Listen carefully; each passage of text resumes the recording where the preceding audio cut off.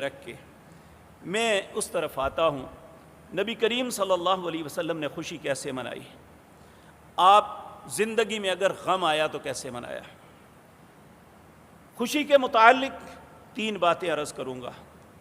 2 خوشی کے دن ہیں، ایک عید الفطر اور ایک عید الاضحیٰ۔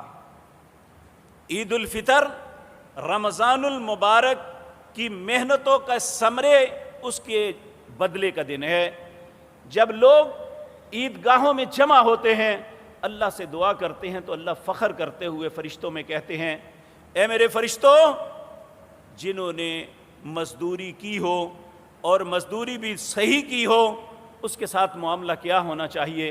فرشتے عرض کرتے ہیں رب العالمین، انہیں ان کی مزدوری کی پوری اجرت ملنی چاہیے۔ تو اللہ اس دن فرماتے ہیں، جاؤ میں نے اپنے بندوں کو معاف کر دیا۔